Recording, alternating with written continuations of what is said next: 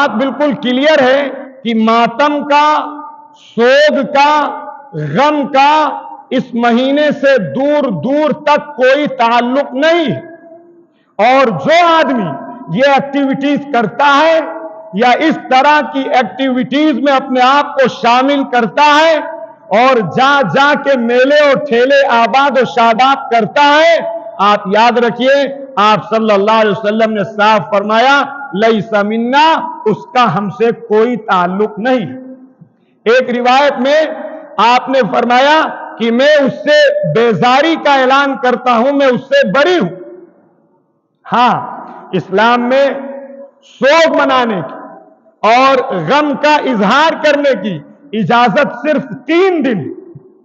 اگر کسی کا بیٹا مرتا ہے، کسی کی بیٹی مرتی ہے، کسی کی بیوی مرتی ہے، کسی کا انتقال ہوتا ہے تو 3 دن سے زیادہ سوگ منانے کی اجازت اسلام میں نہیں ہے۔ اور جو خاتون ہے، جو عورت ہے اور اس کا شوہر مرتا ہے تو اسے 4 مہینے 10 دن کے سوگ منانے کی اجازت ہے۔ صاحب یہ کہاں سے آ گیا؟